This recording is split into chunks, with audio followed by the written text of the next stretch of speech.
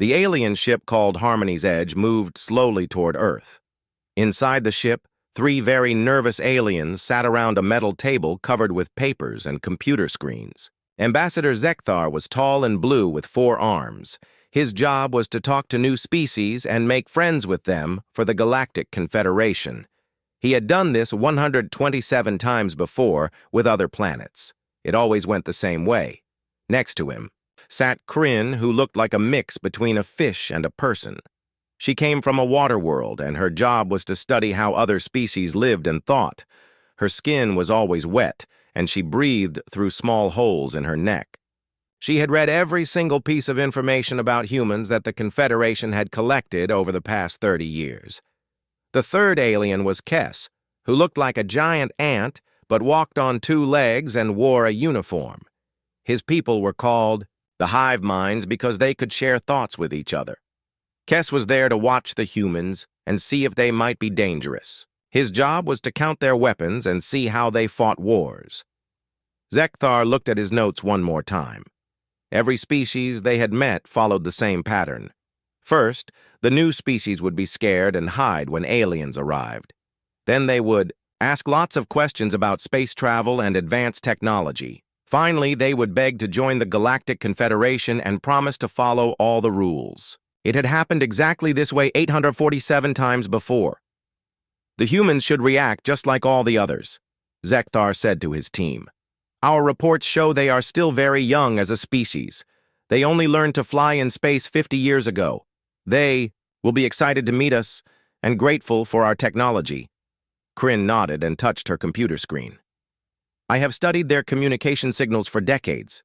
They seem to like fighting each other, but that is normal for young species. They also appear to enjoy something called sports, where they compete with each other. This shows they understand rules and competition, which means they can learn to fit into galactic society. Kess clicked his mandibles together, which was how his people showed agreement. Their military technology is very basic. They still use chemical explosives and metal projectiles. Their fastest ships barely reach 1% of light speed. They pose no threat to any Confederation member. The ship's computer made a soft sound to let them know they were getting close to Earth. Through the big window, they could see a blue and green planet with white clouds. It looked peaceful and beautiful.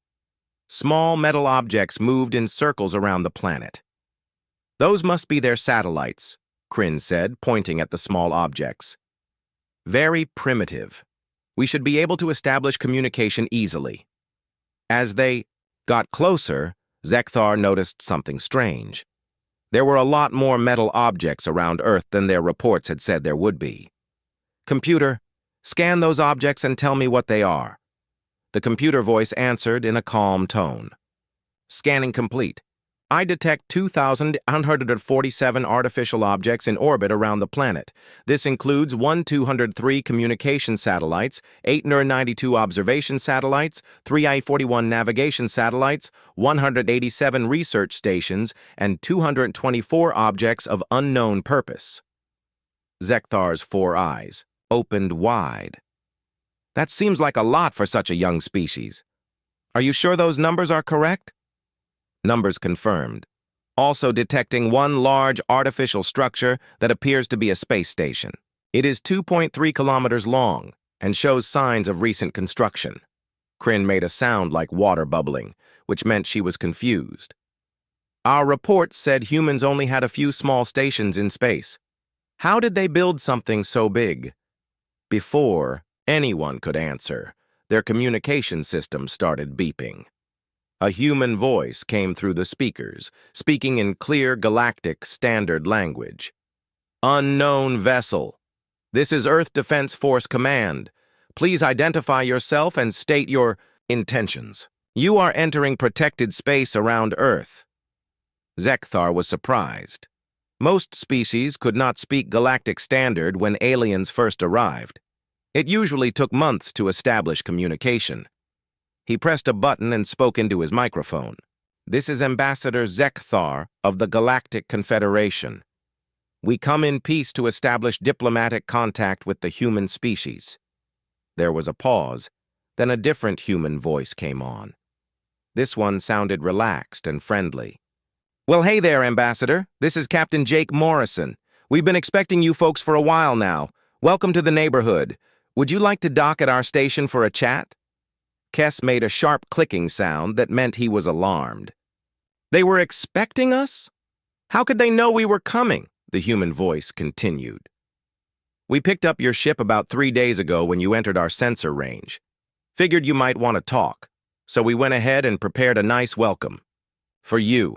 Our station Unity has guest quarters already, and our chef made some of that synthetic protein stuff most aliens seem to like. We also got coffee if you want to try something local." Zekthar looked at his team with confusion. In all his years of first contact, no species had ever detected their ship before they wanted to be detected. Their vessel used advanced stealth, technology that should be invisible to primitive sensors. Also, no species had ever offered them food during first contact. Most were too scared to think about meals. "Computer," he whispered, "scan their detection systems. How did they see us?" "Unable to comply. I cannot detect any scanning beams or sensor signatures from the planet or space station. Their detection method is unknown." The human voice came back on. "You folks still there? If you're having trouble finding the docking bay, just follow the blinking lights. We lit up a path for you. Oh, and don't worry about our defense grid. We turned it off when we saw you coming. Figured you probably weren't here to cause trouble, and if you were, well, we got other ways to handle that." Kryn was now making rapid bubbling sounds, which meant she was very confused. "Defense grid? Our scans show no weapons platforms or defensive structures around the planet." Captain Morrison's voice sounded amused. "Yeah, we like to keep those, hidden until we need them. No point in making visitors nervous, right? Besides, most of our good stuff is built into things that look like regular satellites and space junk. Makes for a nice surprise if anyone gets rowdy." Zekthar realized that everything he thought he knew about humans was already wrong, and he had not even met them yet. Young species were supposed to be simple and predictable. They were not supposed to have invisible weapons or advanced sensors or be able to build giant space stations. "Very well, Captain Morrison," he said into his microphone. "We accept your invitation. We will dock at your station." "Great. See you in 20 minutes. Oh, an ambassador? Bring an appetite. Our cook is really excited to try out some recipes he found in your species' dietary database. Apparently you folks like something called nutrient paste, but he figured he could jazz it up a bit with some earth spices." The communication ended, leaving 3 very confused aliens staring at each other in their ship as it moved toward the space station. Zekthar had a feeling this was going to be very different from his previous 127 first contacts. Ambassador Zeksthaler had locked himself in his quarters for 3 hours. His crystal body flickered between colors as he tried to process everything he had learned about humans. Ambassador Vorthak floated nervously in the main cabin while Ambassador Quillen clicked her mandibles in distress. "We have to file a report," Quillen said. "But what do we tell the Galactic Council?" "That we have discovered a species of insane warriors who create black holes for fun?" Vorthak replied. "They will think we have lost our minds." "Maybe we have," Quillen muttered. A sudden alarm rang through the ship. Emergency lights flashed red as the computer announced a critical situation. "Solar flare detected. High energy. Radiation approaching. All personnel prepare for emergency protocols." The 3 ambassadors rushed to the command center. On the main screen, they could see New Horizons Station directly in the path of a massive solar storm. The radiation levels would be deadly to most life forms. "We need to evacuate immediately," Vorthak said, reaching for the flight controls. "Captain," Sullivan's voice came over the communication system. "Harmony's voice, this is New Horizon Control. We're tracking the solar flare. You should be safe in your current position, but we're going to take some hits here." "Captain, you must evacuate." "Your station," Zeksthaler called out. "That radiation will kill everyone aboard." "Negative, Ambassador. We've got people on mining ships in the outer system. Someone needs to coordinate their return. We're staying put." The aliens watched in horror as the solar storm approached the human station. Any reasonable species would have fled immediately. These humans were staying to help others, even though it meant certain death. "Captain, this is suicide," Quillen protested. "This is duty," Sullivan replied calmly. "Besides, we've got some tricks up our sleeves." On their screens, the ambassadors watched New Horizons station transform before their eyes. Hull plates shifted and rotated. Energy shields flickered to life. The entire structure reconfigured itself into a defensive posture. "Modular construction," Dr. Harper's voice explained over the comm. "We built the station to handle solar storms. Everyone get to the radiation shelters while we ride this one out." The solar flare struck with devastating force. Radiation levels spiked beyond anything the aliens had ever recorded. The energy should have fried every electronic system and killed every living thing aboard the station. Instead, New Horizons' shields held. Emergency power systems kept life support running. Automated systems rerouted damaged circuits faster than the storm could destroy them. Through their sensors, the ambassadors watched human crew members moving through the station during the storm. Engineer Maria Santos and her team were repairing critical systems while deadly radiation poured through space around them. Their protective suits were advanced but not perfect. They were risking their lives to keep the station operational. "How are they surviving this?" Vorthak whispered. "Emergency protocols," came Captain Sullivan's voice. "We've practiced this scenario hundreds of times. Everyone knows their job." Medical Officer Paul Jenkins was treating crew members who had been exposed to radiation while making emergency repairs. His calm voice guided his team through procedures that should have been impossible under these conditions. "Radiation burns on Deck 7, Jenkins reported. "We need more medical supplies in Section C. Team 3, maintain quarantine procedures." The aliens watched humans work together with impossible coordination. No panic, no chaos, just efficient teamwork in the face of certain death. Ambassador Quillen felt something click in her insect brain. These humans were not trying to intimidate anyone. They were not showing off their superior technology. They were simply doing what needed to be done to protect their people. "They are not warriors," she said suddenly. "What?" Zexthaler asked, still staring at the radiation readings. "They are not warriors," Quillen repeated. "They are survivors." The solar storm passed after 2 hours. New Horizons station emerged battered but intact. Every human aboard was alive.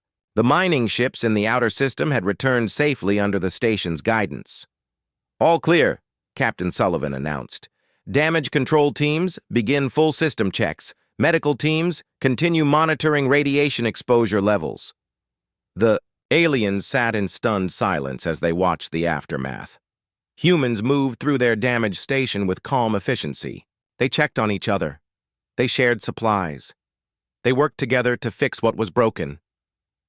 "They evolved on a death world," Zexthaler said quietly. "Everything about their planet tried to kill them. Storms, earthquakes, volcanoes, ice ages. They learned to survive by working together and never giving up. That is why they seek danger for entertainment," Vorthak added, understanding dawning in his voice. "Compared to their natural environment, jumping off cliffs is relaxing." "And why they create disaster stories," Quillen finished. "They imagine worse situations than they have already survived. It helps them prepare for the next crisis." Captain Sullivan contacted their ship. "Ambassadors, we're planning a small celebration tonight. Emergency situations bring out the best in people. Would you like to join us?" The three aliens looked at each other. These humans had just survived a solar storm that should have killed them all. And they wanted to have a party. "We would be honored," Zexthaler replied. The celebration was held in the main recreation area. Humans gathered to share food, tell stories, and celebrate being alive. There was laughter and music. People talked about the day's events like it had been an interesting adventure rather than a near-death experience. "Great work today, everyone," Captain Sullivan announced. "Special thanks to engineering for keeping the lights on, medical for taking care of everyone, and security for maintaining order during the crisis. The crowd cheered. People clapped each other on the back. Someone started singing an old song about surviving against impossible odds.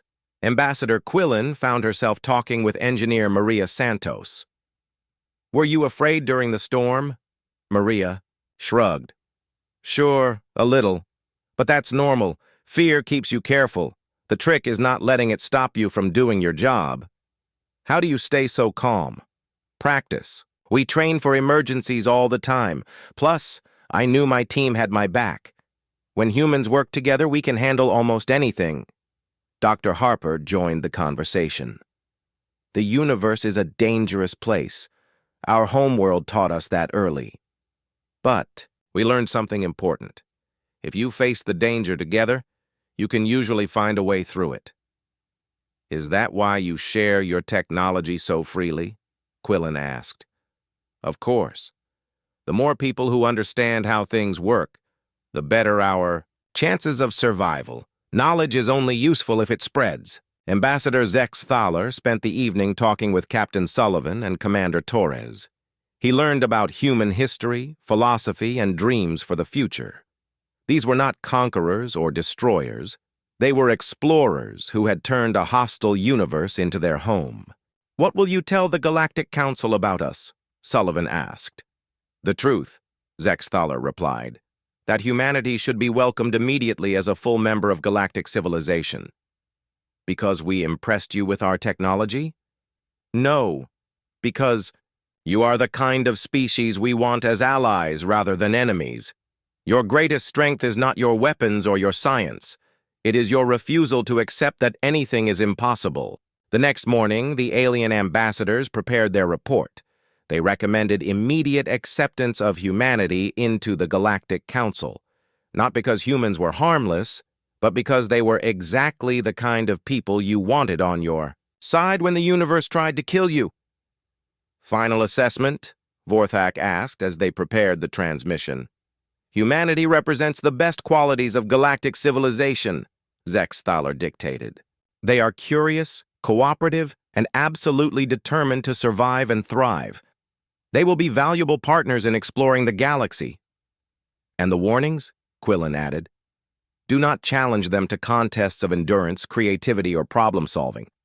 Zex Thaler continued. "They consider impossible challenges to be fun weekend projects." The report was sent to the Galactic Council with highest priority. 3 days later, the response came back. "Welcome humanity to the galactic community. Assign them to the Frontier Exploration Division immediately. If they think impossible problems are fun, we have plenty of work for them." Ambassador Zexathaler smiled as he shared coffee with Captain Sullivan one last time. The human beverage was growing on him, like everything else about this remarkable species. Back aboard the Harmony's Voice, the 3 alien ambassadors held an emergency meeting. Ambassador Zex Thaler's crystal body flickered with nervous energy. Ambassador Vorthak floated in agitated circles. Ambassador Quillen clicked her mandibles. Rapidly. "We need to understand how their minds work," Quillen said. "Request psychological profiles from the humans. Perhaps that will explain their impossible abilities." Zex Thaler contacted Captain Sullivan. "We would like to learn more about human psychology and behavior patterns. Could you arrange a meeting with your behavioral specialists?" "Of course. Dr. Ryan Cole is our chief psychologist. He'd be happy to explain how human minds work." An hour later, Dr. Ryan Cole arrived at their ship. He was a friendly man in his 50s, with a beard and calm eyes. He carried a tablet full of data and seemed eager to share. "Thank you for your interest in human psychology," Dr. Cole said, settling into a chair. "What would you like to know?" "How do humans approach dangerous situations?" Vorthak asked. "Your species seems remarkably calm about activities that would terrify most beings." Dr. Cole smiled. "Humans have an interesting relationship with danger. We often seek it out for entertainment." He activated his tablet. Images appeared showing humans engaged in various activities. People jumped out of aircraft with fabric parachutes. Others dove into deep water with limited air supplies. Some raced vehicles at incredible speeds on narrow tracks. We call these extreme sports, Dr. Cole explained. Humans participate in dangerous activities purely for the thrill and challenge. Ambassador Quillen stared at the images. They risk death for pleasure? Oh yes. Skydiving, scuba diving, mountain climbing, motorcycle racing, millions of humans engage in these activities every year. The danger is part of the appeal. More images flowed across the screen. Humans climbing vertical rock faces without safety equipment. Others surfing waves the size of buildings. Some jumped off bridges with elastic cords attached to their ankles.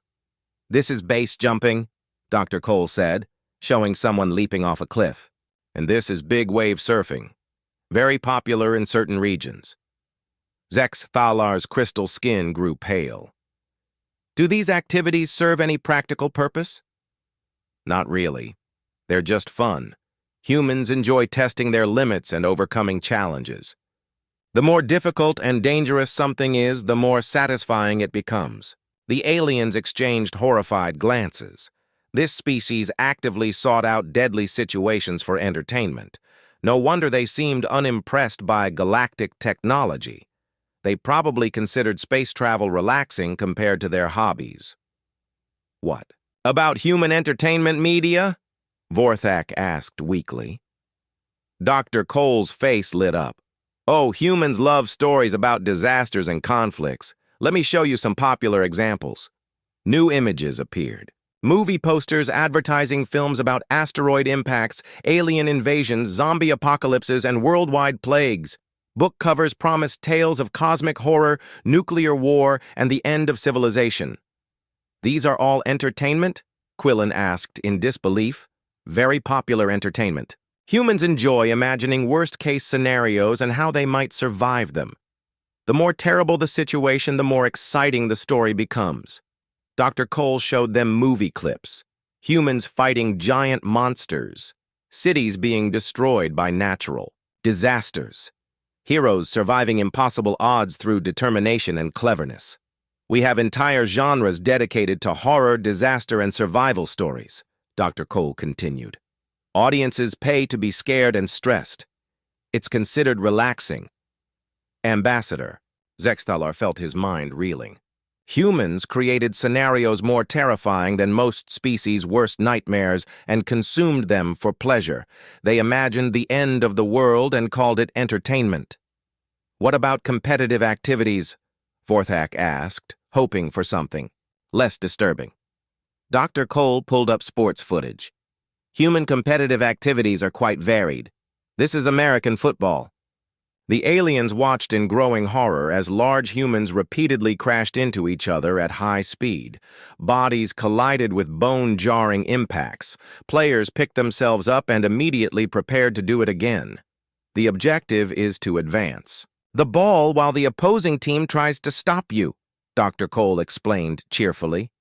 Very popular sport. Millions of people watch it every week. They celebrate violence, Quillen whispered.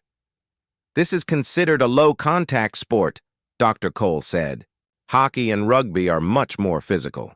He showed them hockey footage. Players skated at high speeds while swinging sticks at a small rubber disc. Collisions with walls and other players were frequent. Fights broke out regularly. The players wear protective equipment, of course, Dr. Cole noted. But injuries are part of the game. Fans love the intensity. What is a high-contact sport? Zexthalar asked fearfully. Mixed martial arts, boxing, full-contact martial arts tournaments. This is wrestling. The new footage showed humans grappling with each other in attempts to achieve physical dominance. Punches, kicks, and throws were all legal. The audience cheered loudest when someone got hurt. Humans pay to watch other humans fight? Vorthak asked in shock. Pay very well. The most popular fighters become celebrities and earn millions of dollars. Children have favorite fighters and collect trading cards. Ambassador Quillen felt her insect brain shutting down. This species turned combat into entertainment.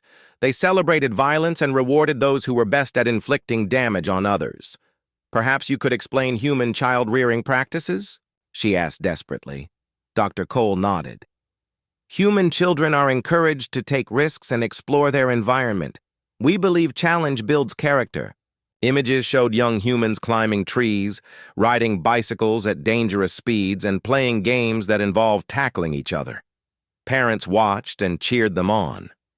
We have organized sports for children as young as 5 years old, Dr. Cole continued. Soccer, baseball, football. We teach them competition and physical courage from an early age. You train your young to be warriors?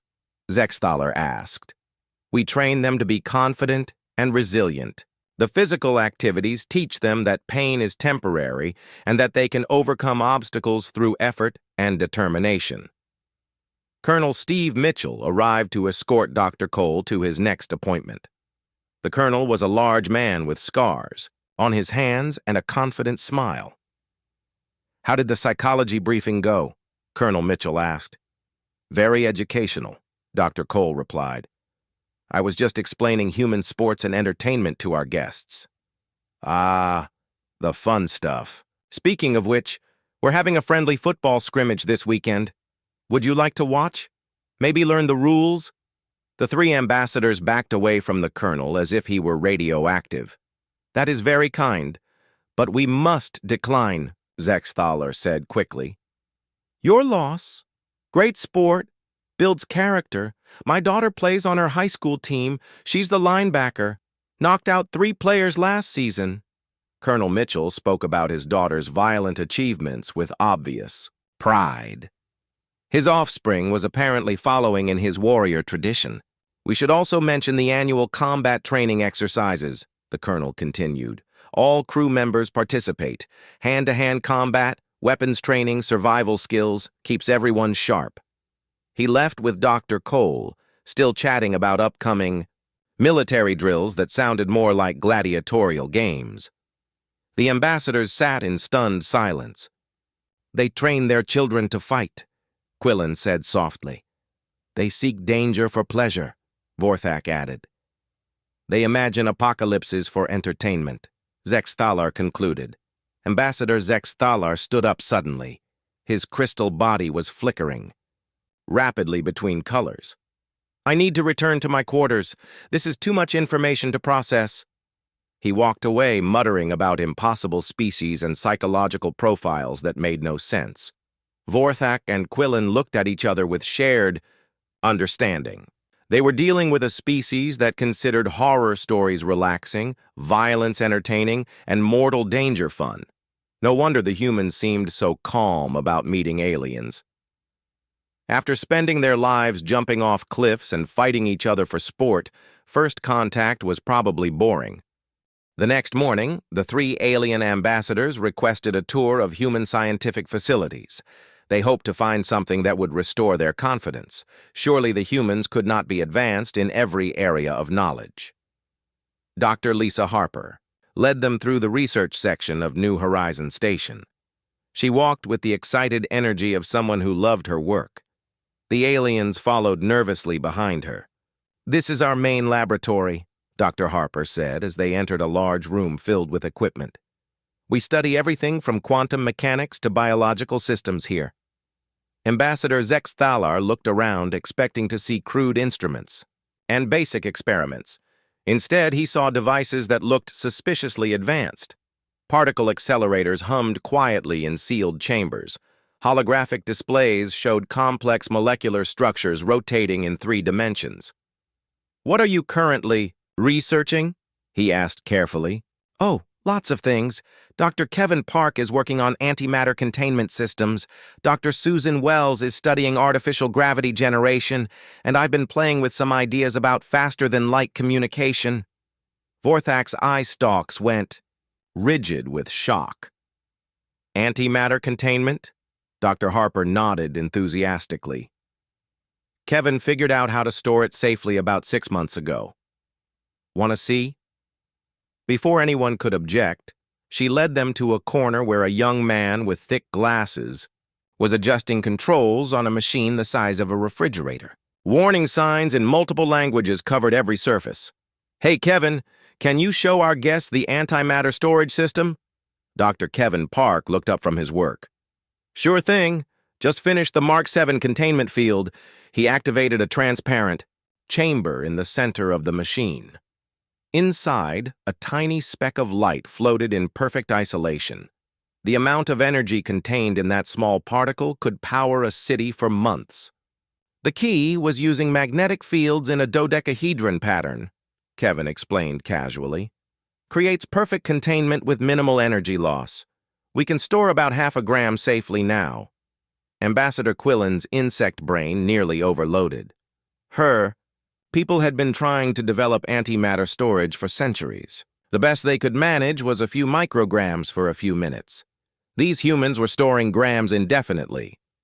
How long have you been working on this? She asked weakly. About 2 years.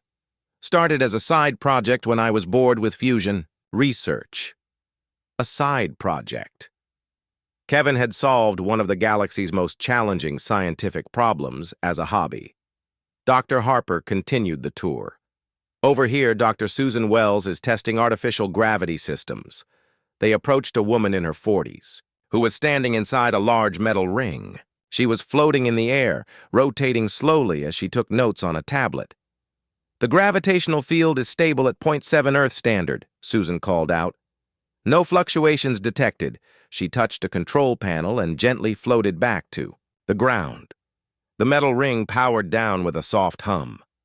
Artificial gravity has been tricky, Susan explained to the aliens. We finally cracked it by studying how massive objects bend space-time.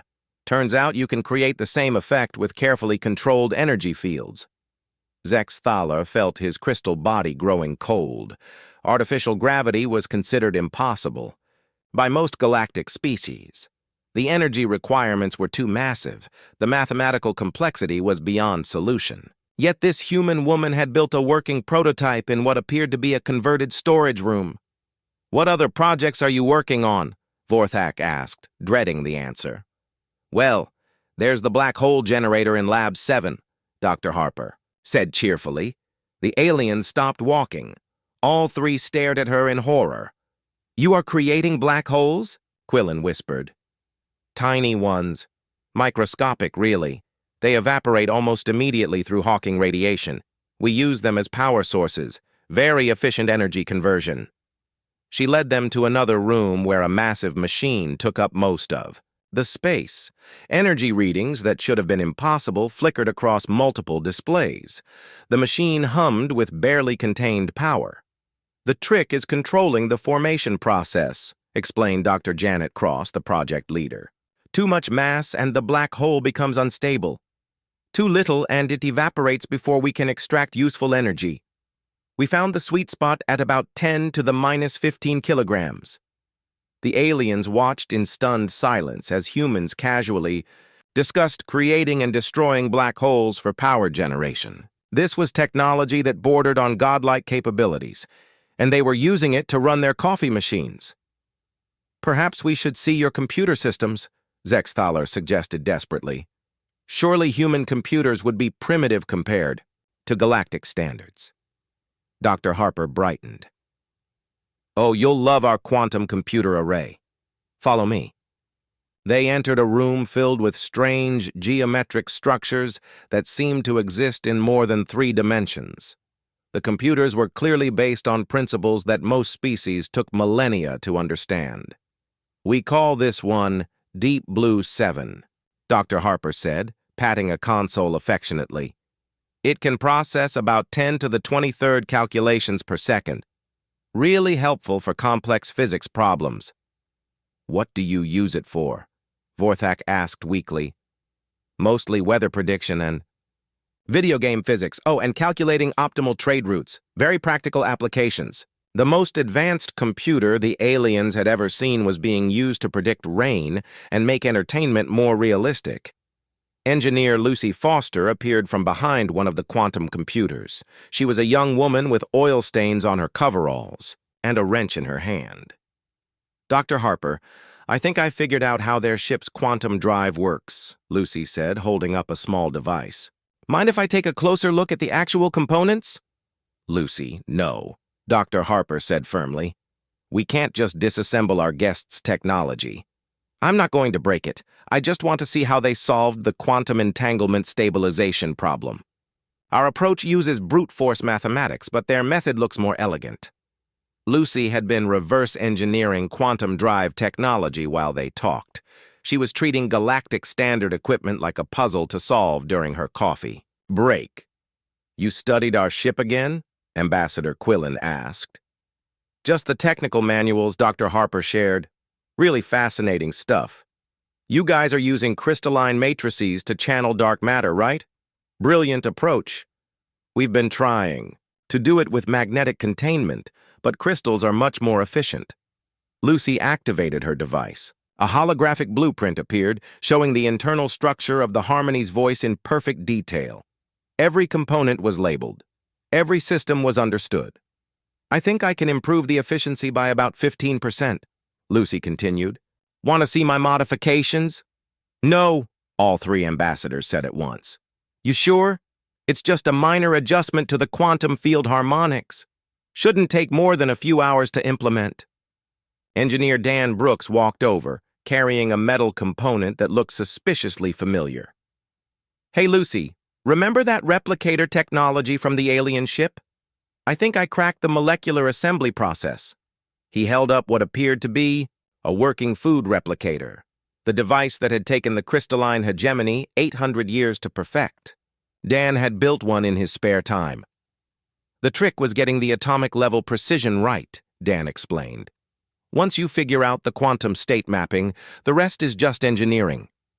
Ambassador Zex Thaler sat down heavily on the nearest chair. His people's most advanced technology was being casually reproduced by humans who treated impossible engineering challenges as weekend hobbies. We need to return to our ship, he said quietly. Of course. But before you go, would you like to see the faster-than-light communication prototype? Dr. Harper asked excitedly. No! All three aliens shouted. The tour was over. The aliens had seen enough. These humans were not just advanced. They were terrifyingly competent. They solved problems that had stumped galactic civilization for millennia. They turned theoretical physics into practical applications. They made the impossible look easy, and they were sharing all of this information freely, as if having godlike technology was perfectly normal. The ambassadors walked back to their ship, in stunned silence. They had a very difficult report to write. The final battle began at dawn on the fifth moon of Kepler Prime. Admiral Ben Carter stood on the bridge of the Alliance flagship Defender, watching as the largest fleet in galactic history prepared for combat. 3,000 ships from 200 species, all trained by human instructors over the past year. Morrison stood beside Carter, now wearing the insignia of a general. In the months since the swarm's threatening message, he had become the Alliance's chief military strategist. Aliens no longer questioned human methods. They embraced them. General Morrison, all fleet commanders report ready, Lieutenant Collins announced from her position at the communications console. Morrison nodded. Admiral Carter, the fleet is yours. Carter was one of Earth's most experienced naval commanders, brought in specifically for this operation. He understood both space combat and the human way of war. All ships. This is Admiral Carter. Today we end this war. Remember your training. Fight smart. Fight hard. Fight together. The enemy fleet appeared on the display screens like a dark cloud, blotting out the stars. 5,000 swarm ships, more than had ever been assembled in one place. But these ships looked different. Instead of the chaotic swarm tactics they had used for 50 years, they moved in precise formations. They've learned our formations, Carter observed. Look at that. Perfect spacing, coordinated movement patterns. They're fighting like we taught. The Alliance to fight. Morrison studied the enemy formation through his binoculars. Ben, do you see what's wrong with that picture? Carter looked more carefully. They're too perfect. No deviation. No individual initiative. They're copying our tactics but not understanding why they work. Exactly. They learn to imitate human strategy, but they're still thinking like insects. Time to show them the difference. Morrison opened a comm channel to all ships. All units, this is General Morrison. The enemy expects us to fight like we trained you to fight. Instead, we're going to fight like humans have always fought. Forget your formations. Trust your instincts. Hunt in packs. The Alliance fleet suddenly scattered in all directions.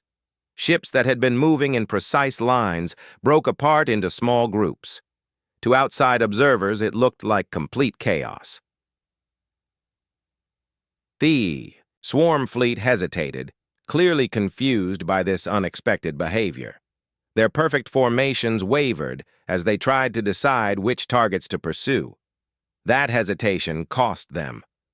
Sergeant Lisa Park, now commanding her own sniper squadron, struck first.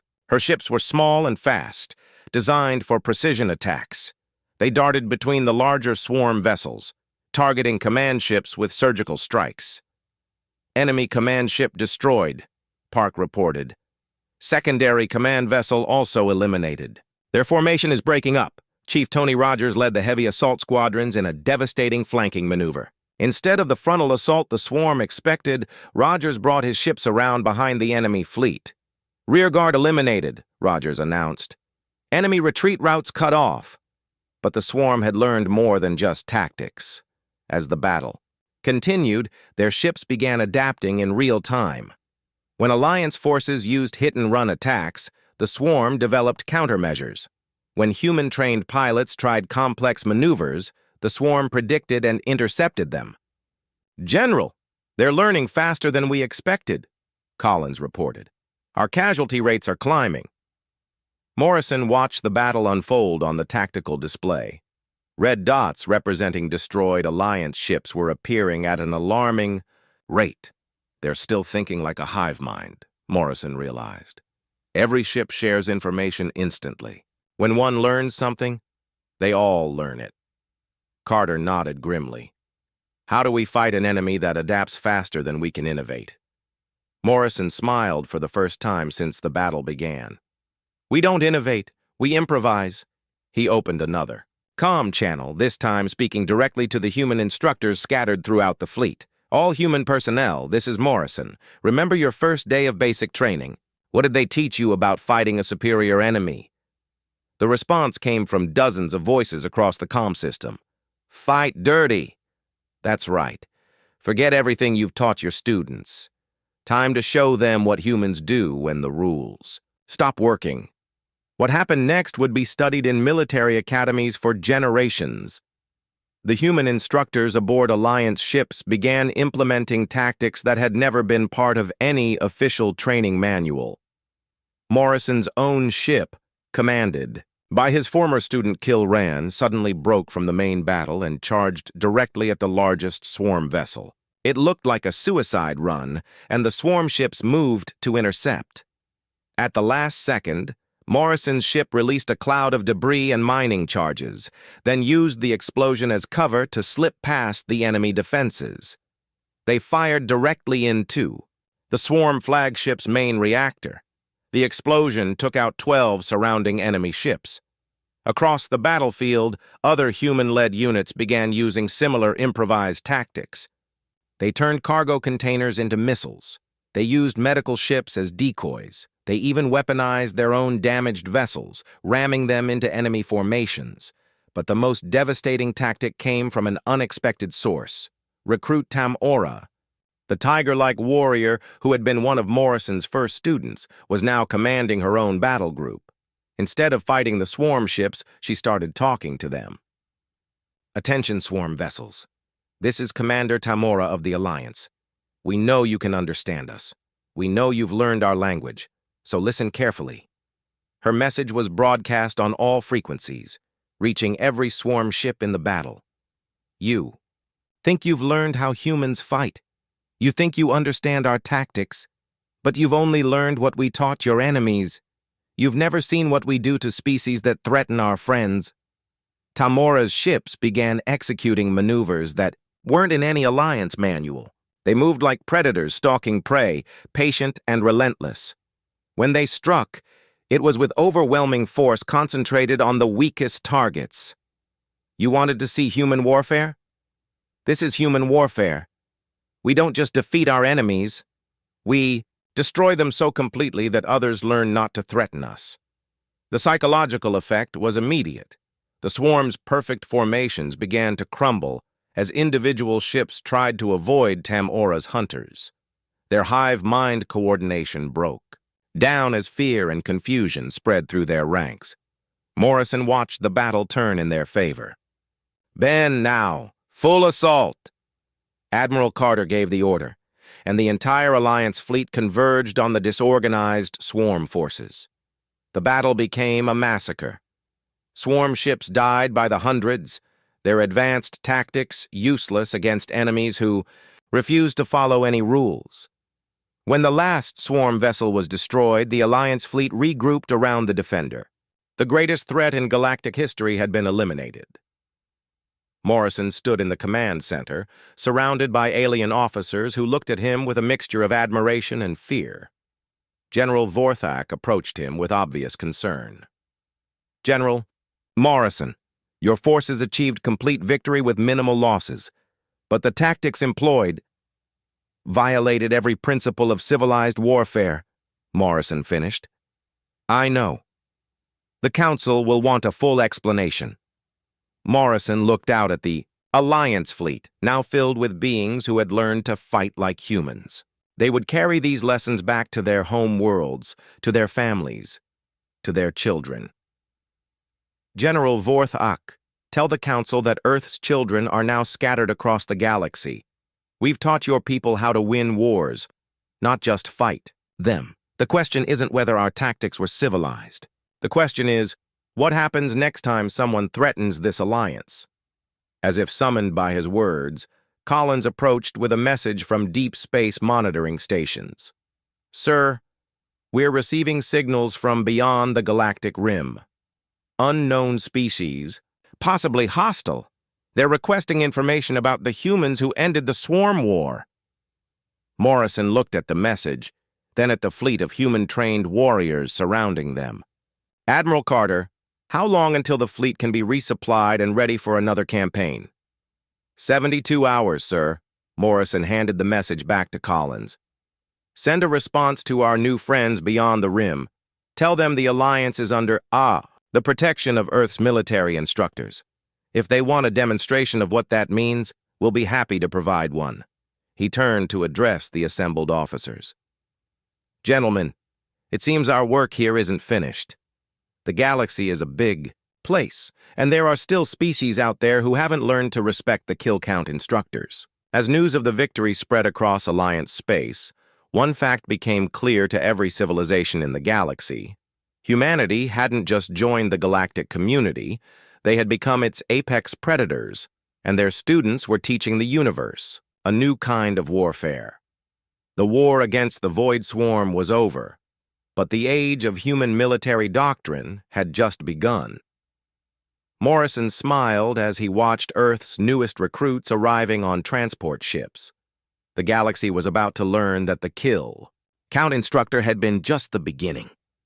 In the vast emptiness of space, where stars twinkled like distant diamonds and silence stretched endlessly, a small human spacecraft named Odyssey drifted through an uncharted region of the galaxy. The ship was not grand or impressive by any means. It was old, its metal hull scarred from years of service, and its systems were patched together with parts scavenged from other missions. Yet for all its flaws, the Odyssey carried within it something far more valuable than gold: hope. It was hope that had driven humanity to send this vessel into the unknown, hope that somewhere out there, among the billions of stars, they might find proof that they were not alone. At the helm of the Odyssey sat Captain Ryan Carter, a man in his late 40s with graying hair and a face lined by years of hard decisions. He wasn't the kind of leader who inspired awe or commanded admiration with fiery speeches. Instead, he led quietly, relying on calm logic and careful planning. His crew trusted him because he always seemed to know what to do when things went wrong. And in space, things often went wrong. but even Ryan couldn't deny that this mission felt different. There was no guarantee they would return home, no promise of glory waiting for them if they succeeded. Back on Earth, most people didn't even know their names. They were just another group of explorers sent off into the void, forgotten as soon as the news cameras stopped rolling. The rest of the crew consisted of 4 individuals, each chosen for their unique skills and unwavering determination. Dr. Laura Bennett, the astrophysicist, spent most of her time hunched over monitors, analyzing data and charting their course. She was in her early 30s, with sharp features and piercing blue eyes that seemed to miss nothing. Her passion for discovering extraterrestrial life bordered on obsession, and she rarely spoke unless someone asked her directly about her work. Despite her reserved nature, she was respected by the others for her brilliance and dedication. If anyone could decipher the mysteries of the universe, it was Laura. Then there was Lieutenant Daniel "Danny" Hayes, the navigator. At 26, Danny was the youngest member of the crew, and his enthusiasm sometimes grated on the older members. He had a boyish charm, with sandy blonde hair and a grin that never seemed to fade, even in the darkest moments. Danny believed wholeheartedly in humanity's potential to conquer the stars, and he saw every challenge as an opportunity to prove himself. While Ryan preferred caution, Danny favored bold action, often clashing with the captain over how best to proceed. Still, his optimism kept spirits high during long stretches of monotony, and no one could deny his skill at steering the ship through treacherous asteroid fields. Engineer Olivia Grant was the backbone of the operation. In her mid-30s, she had a practical mindset and a knack for fixing problems others deemed unsolvable. With short brown hair and a no-nonsense attitude, Olivia worked tirelessly to keep the aging Odyssey running smoothly. Whether it was patching leaks in the hull or rerouting power to failing systems, she approached every task with precision and efficiency. Though she rarely joined in conversations about the philosophical implications of their mission, she took pride in knowing that without her efforts, none of them would survive long enough to find answers. Finally, there was Communications Officer Ethan Cole, whose job was to maintain contact with Earth and attempt to establish communication with any potential alien civilizations they encountered. Ethan was soft-spoken and thoughtful, with dark hair and a quiet intensity that made him seem older than his 32 years. He spent hours listening to static-filled frequencies, searching for patterns or signals that might indicate intelligent life. The isolation of space weighed heavily on him, but he masked it well, offering gentle encouragement to his teammates whenever tensions ran high. As the Odyssey entered the outer reaches of the star system they had been sent to explore, the mood aboard the ship shifted. For weeks, they had traveled through empty space, seeing nothing but endless blackness dotted with distant pinpricks of light. Now, however, their instruments began picking up faint energy signatures emanating from somewhere ahead. The readings were unusual, unlike anything recorded in Earth's databases. Laura pored over the data, her excitement growing with each passing hour. "This could be it," she murmured to herself, her voice barely audible over the hum of the ship's systems. "We might actually be close." Ryan, however, remained cautious. "Let's not get ahead of ourselves," he said during one of their daily briefings. "We don't know what we're dealing with yet. It could be natural phenomena, or it could be something else entirely." His tone was measured, but there was a hint of unease beneath his words.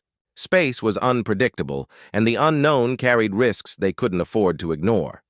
Despite Ryan's warnings, the crew couldn't help but feel a sense of anticipation. After months of routine checks and uneventful travel, the prospect of encountering something truly extraordinary was exhilarating. Danny, in particular, was eager to push forward. "Come on, Captain," he said during one heated discussion. "If we play it too safe, we'll miss our chance. What if this is the moment we've been waiting for? The moment we prove we're not alone?" Laura nodded in agreement. "Danny has a point. We can't let fear hold us back. This is why we're here. To take risks. To explore the unknown. Ryan sighed, rubbing his temples. He knew they were right, but the weight of responsibility pressed heavily on his shoulders. Every decision he made affected not only the success of the mission, but also the lives of his crew. Fine, he relented after a long pause. We'll move closer, but slowly, and we stay vigilant. If anything feels off, we pull back immediately.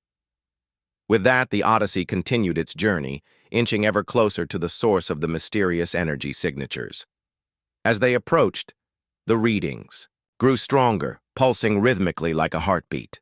Laura theorized that whatever was creating them might be some form of advanced technology, possibly left behind by an ancient civilization.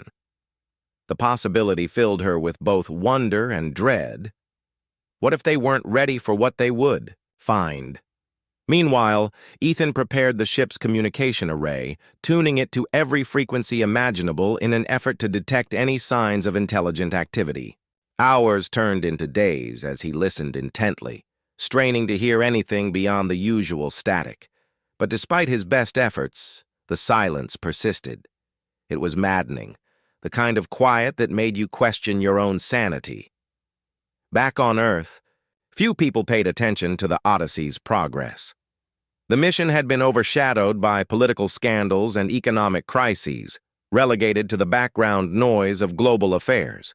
Even NASA, which had initially championed the expedition, had grown quieter in recent months, focusing instead on more immediate concerns.